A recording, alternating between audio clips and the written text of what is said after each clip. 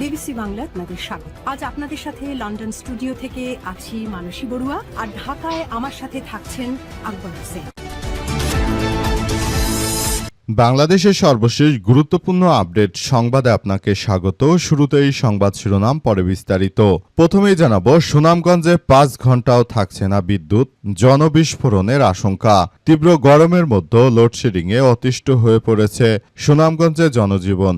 জেলার বিভিন্ন এলাকায় 24 ঘন্টার মধ্যে 5 ঘন্টাও বিদ্যুৎ পাওয়া যাচ্ছে না বলে অভিযোগ করেছে গ্রাহকেরা।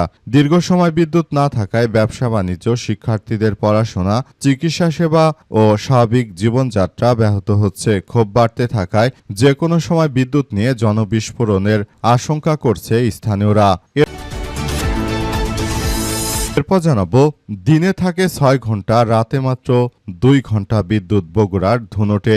আমাদের প্রতিনিধিরা বগুড়ার ধুনটে ঘুরতে গিয়েছিল। সেখানে তারা জানতে পেরেছে যে 24 ঘন্টার মধ্যে 16 ঘন্টায় বিদ্যুৎ থাকে না। অতিষ্ঠ হয়ে পড়েছে এই তারেক রহমানের উপরে দেশের মানুষ। তারা তারেক রহমানের পদত্যাগ চায়। এদিকে গ্যাসের দাবিতে জামালপুর টাঙ্গাইল মহাসড়ক অবরোধ।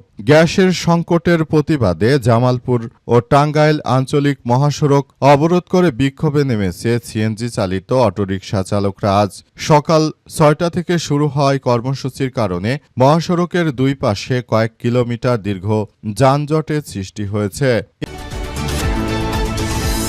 এবারে জানাবো, দীর্ঘ সময় বিদ্যুৎ নেই, বিদ্যুতের সংযোগ দিতেই পুড়ল 300 বাড়ির টিভি, ফ্রিজ সহ বিভিন্ন বৈদ্যুতিক সরঞ্জাম। রাজশাহীর কাটাখালী পৌরসভায় ট্রান্সফরমার বিকল হওয়ার পর বিদ্যুৎ পুনরায় চালু করতেই ঘটে বিপত্তি। নতুন পোর্টেবল ট্রান্সফরমারের মাধ্যমে সংযোগ দেওয়ার কয়েক মুহূর্তের মধ্যেই অতিরিক্ত ভোল্টেজের কারণে 3টি মহল্লায় প্রায় 300 বাড়ির টেলিভিশন, ফ্রিজ, এসি, বাতিসহ বৈদ্যুতিক সরঞ্জাম ও ইলেকট্রনিক সরঞ্জাম নষ্ট হয়েছে বলে অভিযোগ স্থানীয়দের। এবারে জানাবো যে 3 কারণে বাড়ছে লোডশেডিং। তীব্র গরমের মধ্যে গ্যাসের কারণে বিদ্যুতের সংকট তীব্র থেকে তীব্র হচ্ছে। দিনরাত মিলিয়ে 18 ঘন্টা পর্যন্ত বিদ্যুৎ থাকছে না। জানা গেছে, নাহিদ ইসলাম জানিয়েছে যে বর্তমান বিএনপি সরকার ক্ষমতা আসার পর তারা জ্বালানি কিনতে ব্যর্থ হয়। তারা এই লোডশেডিং তারা নিজ হাতে কামাই করেছে, কারণে আমাদেরকে অন্ধকারে থাকতে হচ্ছে। এবং সর্বশেষ জানাবো, উত্তপ্ত ভারতের ঝাড়খণ্ড দাবি পূরণ না হওয়া পর্যন্ত আন্দোলন চালিয়ে যাওয়ার ঘোষণা। বিভিন্ন সরকারি নিয়োগ পরীক্ষায় জালিয়াতির ঘটনায় ভারতের ঝাড়খণ্ডে এবার মাঠে নেমেছে শিক্ষার্থীরা। তারা জানিয়েছে যে কোনো মূল্যে বর্তমান সরকারের এই সন্ত্রাসী কার্যক্রমকে প্রতিহত করতে হবে। প্রিয় দর্শক, এতক্ষণ শুনছিলেন সংবাদ শিরোনাম, এবারে বিস্তারিত। তবে তার আগে বন্ধুরা, অনুরোধ থাকবে এই সংবাদটিতে একটি লাইক দিন। এই চ্যানেলে আপনি নতুন হয়ে থাকলে আমাদের সংবাদটি দেখতে দেখতে চ্যানেলটি সাবস্ক্রাইব করে রাখুন। কমেন্ট করে বন্ধুরা আপনার মূল্যবান মতামত জানিয়ে দিন আপনি বিশ্বের কোন দেশ থেকে বা বাংলাদেশের কোন স্থান থেকে আমাদের সংবাদটি দেখছেন এবং শুনছেন। আর বন্ধুরা, সংবাদটি আপনার সোশ্যাল মিডিয়া, ফেসবুকে শেয়ার করে বন্ধুদেরও দেখার সুযোগ করে দিন।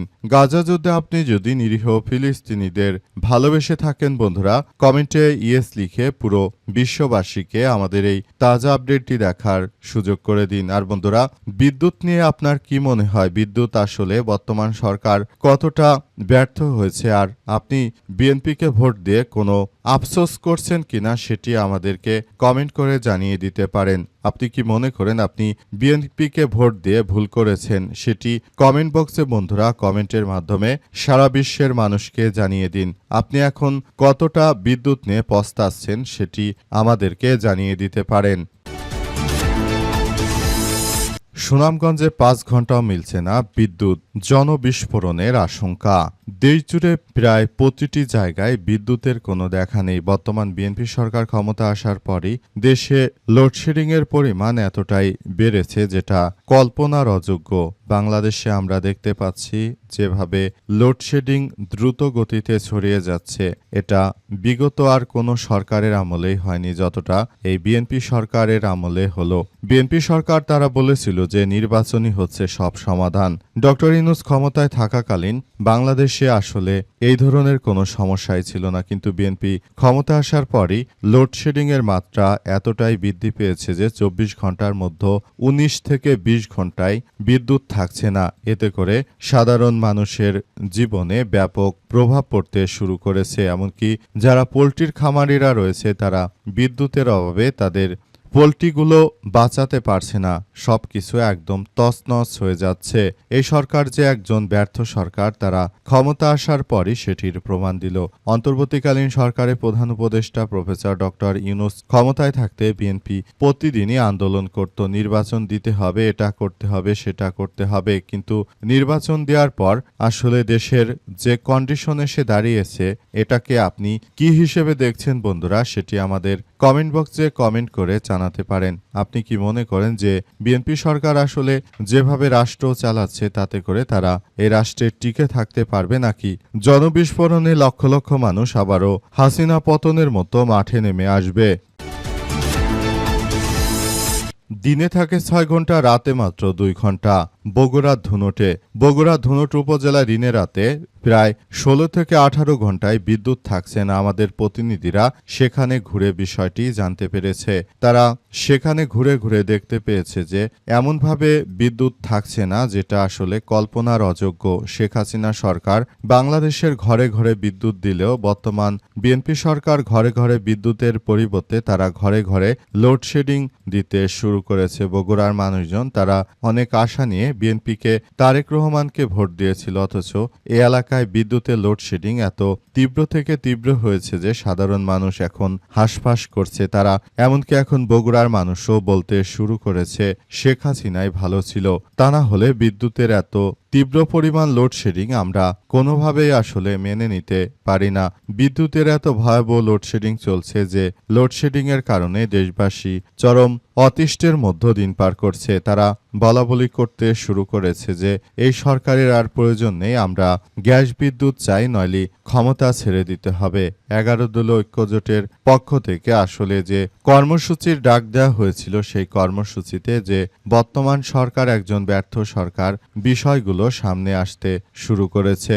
বর্তমান যে ব্যর্থ বিএনপি সরকার তারা রাষ্ট্র পরিচালনায় সম্পূর্ণ ব্যর্থ হয়েছে, সেটিকে আপনি কেমন ভাবে দেখছেন? আর বিএনপিকে ভোট দিয়ে আপনি কি পস্তাচ্ছেন কিনা সেটি আমাদেরকে কমেন্ট করে জানিয়ে দিতে পারেন বন্ধুরা। আমরা আসলে বিষয়গুলোকে খুবই দুঃখজনক হিসেবে দেখছি।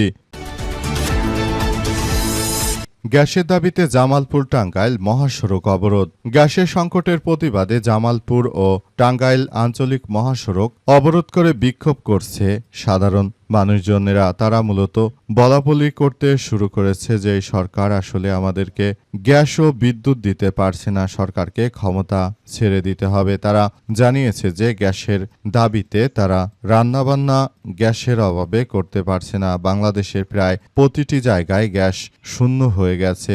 অবস্থায় বর্তমানে এত যে ভয়াবহ সংকট চলছে, রাষ্ট্র কিভাবে চলবে সেটি তারেক রহমান বলতে পারছে না। তারেক রহমান আসলে এই অথর্ব সরকার ক্ষমতা আসার পর থেকে দেশ জুড়ে এমনভাবে সারা দেশ জুড়ে চরম অশান্তি বিরাজ করছে।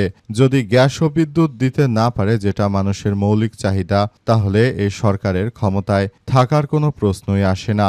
বর্তমান সরকার তারা বলছে যে গ্যাসের এলএনজির ভাসমান যে টার্মিনাল রয়েছে সেখানে নাকি যান্ত্রিক ত্রুটির দেখা দিয়েছে। তবে নাহিদ ইসলাম মূল ঘটনা ফাঁস করে দিয়েছে। আসলে এই মুহূর্তে বিদ্যুৎ ও গ্যাস না থাকার পেছনে সবথেকে বড় কারণ হচ্ছে যে বর্তমান সময়ে আসলে এই সরকার ক্ষমতা আসার পর তারা জ্বালানি কিনতে ব্যর্থ হয়েছে। এ কারণে মূলত বাংলাদেশে এই ভাসমান টার্মিনালগুলো না থাকার কারণে বিদ্যুৎ ও জ্বালানি এই মুহূর্তে তীব্রভাবে ব্যর্থতার দিকে চলে যাচ্ছে। সরকার যে একজন ব্যর্থ সরকার সেটি আবারও প্রমাণিত হয়েছে। তারা আসলে কোনোভাবে গ্যাস ও বিদ্যুৎ দিতে পারছে না। দেশটাকে একদম ধ্বংসস্তূপে পরিণত করা হচ্ছে। গ্যাসের সংকটে সবকিছু বন্ধ হয়ে গেছে। তীব্র লোডশেডিং হচ্ছে দেশ জুড়ে এবং এই লোডশেডিং এর অতিষ্ঠে সাধারণ মানুষজন যে কোনো মুহূর্তে রাস্তায় বেরিয়ে এসে সরকার পতনের এক দফা ঘোষণা দিতে পারে, এমনটাই মনে করছে অনেকেই। জনবিস্ফোরণ হলে শেখ হাসিনার মতো তারেক রহমানের পলানো ছাড়া কোনো গতি থাকবে না। বিদ্যুৎ সংযোগ দিতেই পুড়ে গেল ৩০০টি বাড়ির টিভি ফ্রিজ সহ বিভিন্ন বৈদ্যুতিক সরঞ্জাম। বর্তমান সময়ে যে বিদ্যুৎ থাকে না, তাই তীব্র লোডশেডিংয়ে হামলার আশঙ্কায় নিরাপত্তা চেয়েছে বিভিন্ন